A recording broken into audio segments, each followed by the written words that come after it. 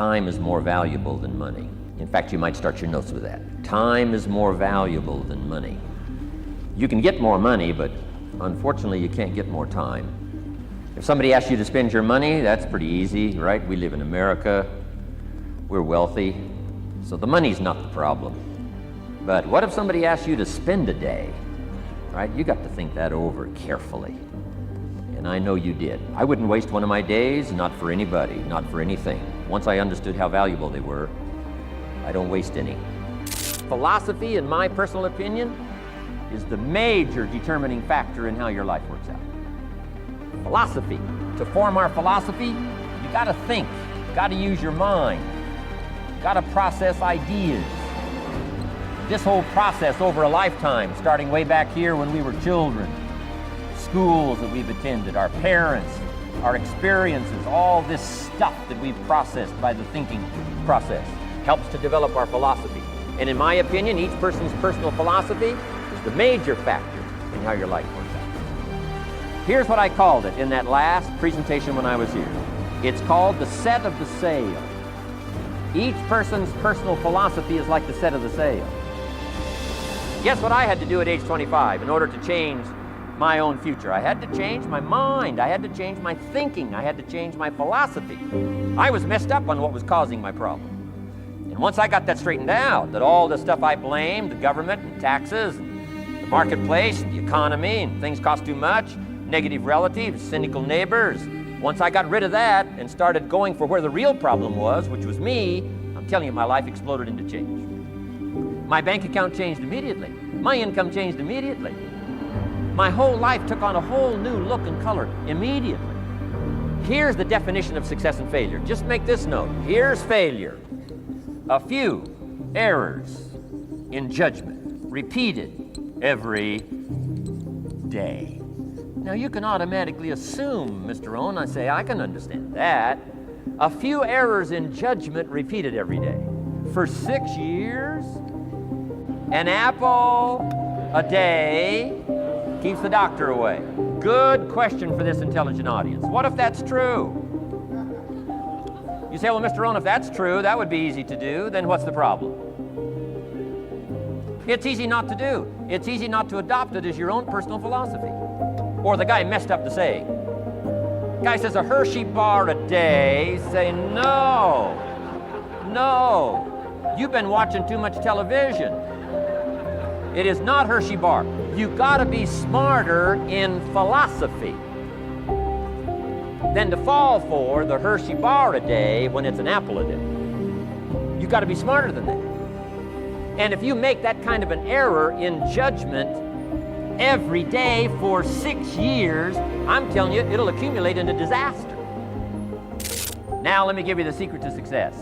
The formula for failure: a few errors in judgment repeated every day for 1 month starts the weakness, starts the disaster process. You can imagine what happens in 6 years. Now here's the formula for success. A few simple disciplines practiced every day. And you've started a whole new process called a whole new life. A few simple disciplines practiced every day. And if you decide today to go for the apple instead of the Hershey bar, I'm telling you, you have begun the process of turning your life around. And if you keep up that process, not only with your health habits, but with your money habits, with your communication habits, with your sales habits, management habits, and every other habit that you got, if you'll start that process, eliminate the errors and replace it with disciplines practiced, I'm telling you, you can start this process of life change immediately. After today, you don't ever have to be the same again. Learn to work harder on yourself than you do on your job. Once I got that, it turned my life around. Learn to work harder on yourself than you do on your job. He said, if you work hard on your job, you'll make a living. If you work hard on yourself, you can make a fortune. We get paid for bringing value to the marketplace.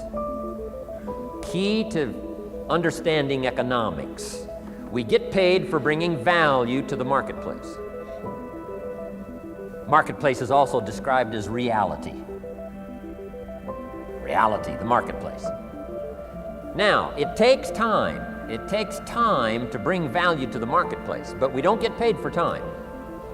It's very important for kids to understand, as well as adults. We don't get paid for time. Mistakenly, the man says, well, I'm making about $20 for an hour. Not true. Not true. If that was true, you could just stay home, have them send your money. No, it's not true. You don't get paid for the hour. You get paid for the value you put in the time. So we don't get paid for time, we get paid for value. Now, since that's true, here's one of the key questions of the afternoon. Is it possible to become twice as valuable and make twice as much money in the same time? Is it possible to become 3 times as valuable as you now are and make 3 times as much money in the same time? Is that possible?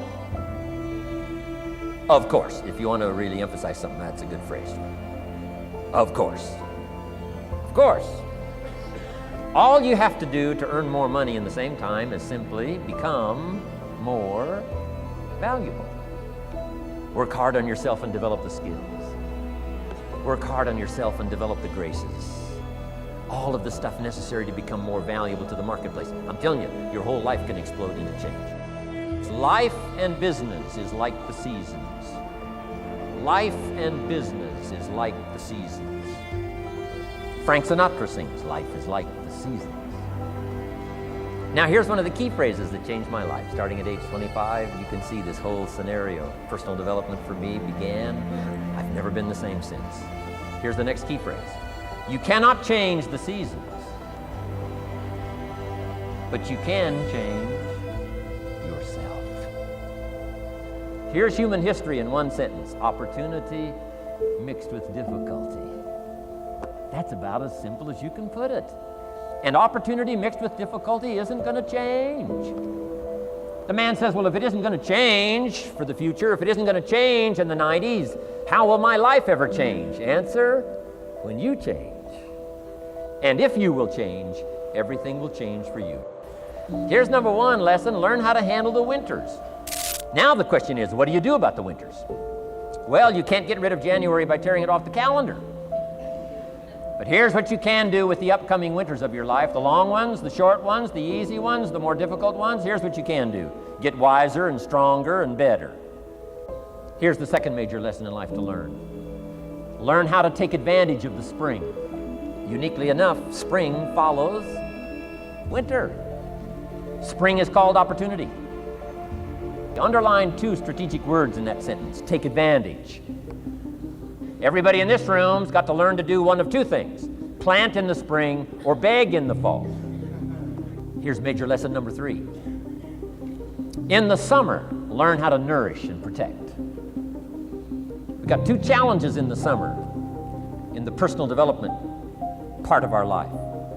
And that is become capable and powerful enough in the summer and wise enough in the summer to nourish what's good and defend yourself against what's bad. Nourish and defend. Nourish like a mother. Go after the threat to the values you've got like a father. Now here's number 4. 4th major lesson in life to learn. In the fall, in the harvest, learn to reap in the harvest without complaint. Important part of personal development.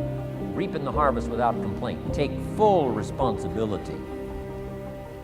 So in the harvest, take personal responsibility. It's your crop. Whatever you've reaped, it's your crop. Take responsibility. No complaint. And here's the next one. No apology. Shoaff said, Mr. Rohn, if you wish to be wealthy, study wealth.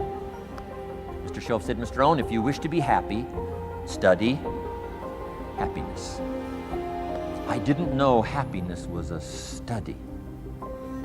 My best hope for happiness at age 25 was to just go through the day with my fingers crossed, hoping somehow something would make me happy. Shoaff said, no, Mr. Rohn, happiness is not something you postpone. Happiness is not something off in the future. Happiness is something you design. You've got to get the word. Happiness is something you design. Happiness is a study. Happiness is a practice. Happiness is an art. It's not an accident. It's an art. And anybody that wants to can study, practice the art of happy living.